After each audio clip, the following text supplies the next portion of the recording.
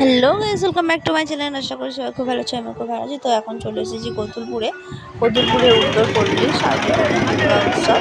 ব্যবসায়ী মিলে কমিটির তরফ থেকে এটা করা হয়, প্রত্যেক বছরই আসে। তো সেই রকমভাবেই এই বছরও চলে এসেছি এখানে। দেখুন নজর কাড়া একদম দুর্দান্ত প্যান্ডেল। এখানে প্যান্ডেল প্রত্যেক বছরই খুব দারুণ হয়, চোখে একদম নজর কেড়ে নেয়। সেই রকমই এই বছরও দারুণ।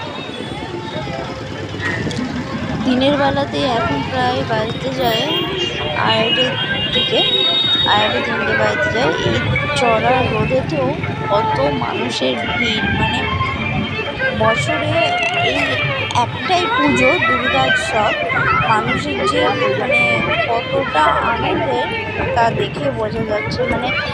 দুপুরে যে সময়টায় মানুষ খেয়ে দিয়ে ঘুমায় বা বিশ্রাম নেওয়ার চেষ্টা করে, কিন্তু এই পুজোর কটা দিন মানুষ ভাবেই না একদম।